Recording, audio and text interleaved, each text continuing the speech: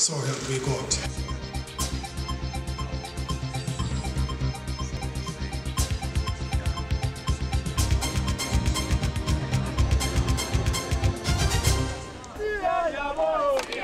I want to talk about the recent student protests that really brought the streets of Braamfontein to a standstill.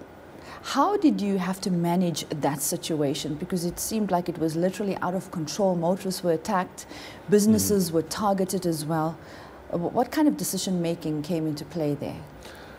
Mishina, it's very unfortunate when the protests were still inside the campus. If I could use the term, it was perhaps more manageable from the point of public order policing, because it's really within a limited confines. Sure. But when the protest broke out, and this is where I started to give a different definition of violence, it was no longer a peaceful demonstration. If I could just paint the picture for you, I was on the ground when this violence broke out. I made sure that I went to the street and see for my own eyes what was exactly happening. I saw protesters, criminals in fact, they've rolled these concrete dustbin the city have placed all over the street as barricades. They've managed to drag out steel structures. And what was quite shocking for me was that paving on the pavements, bricks, and these decorative features on the side of the road where we have, these rock displays. Sure. They were used as weapons, as things to destroy. So it was really shocking to see the extent, and I saw with my own eyes that these protests stoned vehicles. Yeah, I mean, I was there as well. Yeah, we were caught in the crossfire. We had to turn around immediately to avoid it, and we were actually scared. No, absolutely. Yeah. It was not a place to be for any body. I also met up with the mayor, Herman Mashaba, who actually went out to speak to business owners, and he said that he wants to give them a guarantee that this will never happen again. But at what point should the police step in from a legal perspective, or can they actually step in to avoid this kind of situation in the future? Is it a manageable situation? And in light of what happened, what are some of the lessons you've learned? Yes, I think, Nasha, let me speak on behalf of the JMPD. One of our core functions is crime prevention. And of course, together with the South African Police Services, SAPS, we jointly conduct a lot of operations. In this case of the student protest, SAPS headed the operation where JMPD plays more of a supportive role. I understand, yeah. But when it comes to crime prevention, we don't identify whether the person is a student or it could be just any thug on the street. We need to prevent that crime from happening. And we'll use as much power and authority and deterrent as we can to stop our innocent residents getting hurt, or property being damaged, or even looting from happening. So that we'll do our best to prevent that from happening. And in the unfortunate incident when it does happen, we'll do whatever we can to stop it, to make sure that the culprits are apprehended and brought to justice. Michael, tell us about your priorities for the next 5 years. Have you identified any pressing issues that you would like to address immediately that will impact on public safety? Yes. I'm very glad you asked the question. I've been identifying, or together with my colleagues, we've been identifying these problems for a long time. And if I could share with you our short-term plan, is that we are somehow being measured on a 100 days basis. And I'm very glad that we've made some inroads into the problems I identified. For example, bylaw enforcement. As you know, inner city, it's got a name, it's got a reputation. And I've now been there twice on my feet, walking the street, identifying the problems that we need to tackle.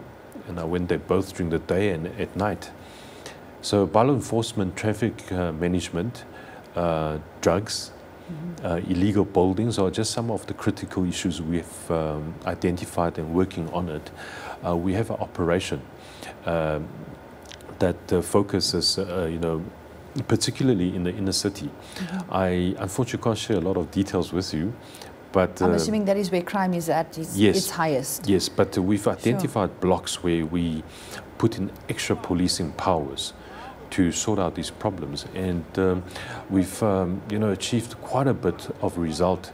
There's still a lot of room for improvement, but I've been watching, and if you use the term before and after photos, you really see the difference, and there's something that needs to be ongoing. That's encouraging, because we need to clean out the inner city so it can become more livable for anyone. And imagine that if we are able to tackle the problems in the inner city, other places shouldn't be so difficult in that sense of speaking.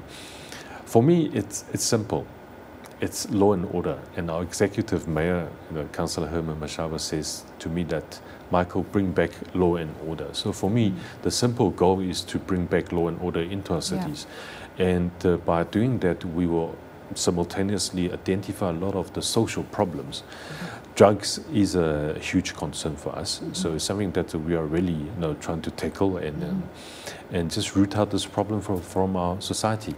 I think one of the challenges, perhaps you can agree with me or disagree with me if you like, that you face is also stamping out corruption and bribery amongst police officials, because that could hinder the process of fighting crime. Absolutely. How do you plan to deal with this to ensure that police officers are ethical when they're actually dealing with criminals and also ordinary residents of Johannesburg?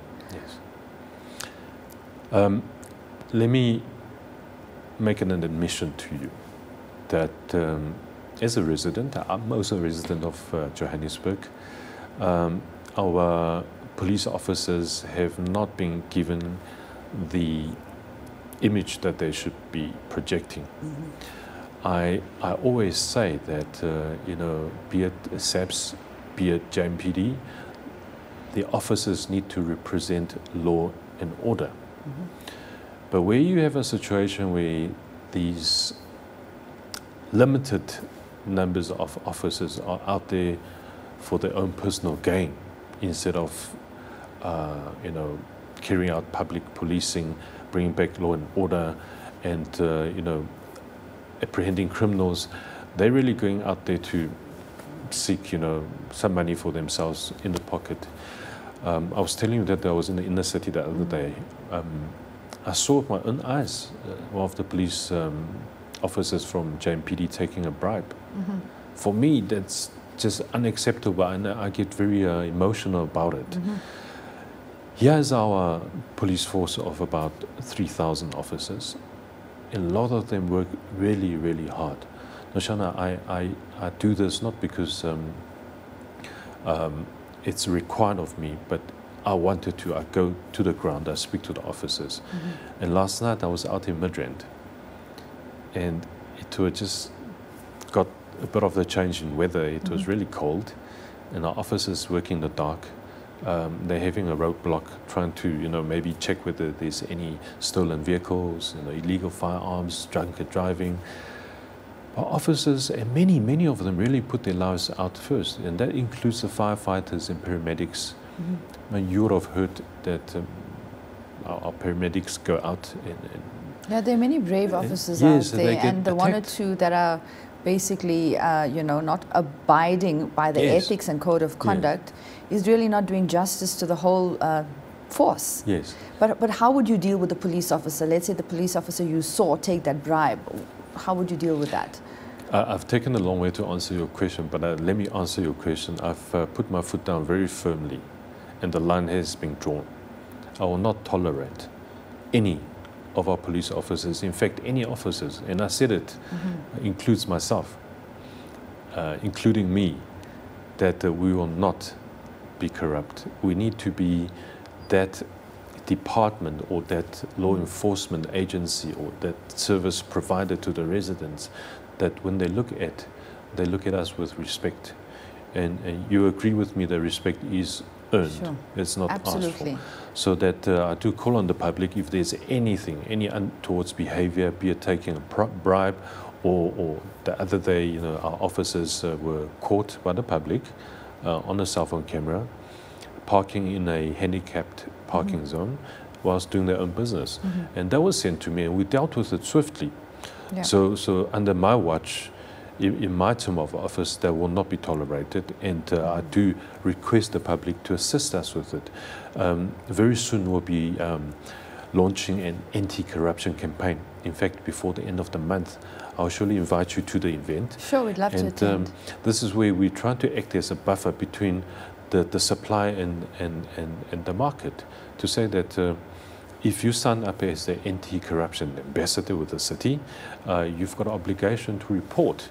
So, and when these corrupt officers, few of them, try your hand or their hand at, you know, soliciting a bribe, and they see this identification, they'll think twice about it. Yeah. So we're trying to cut somewhere in between to drown out this corrupt activity, and hopefully that we can really root out these corrupt behavior within our communities and of course within our department. Sure, it's very encouraging. I think that's what really stands out for me about this administration.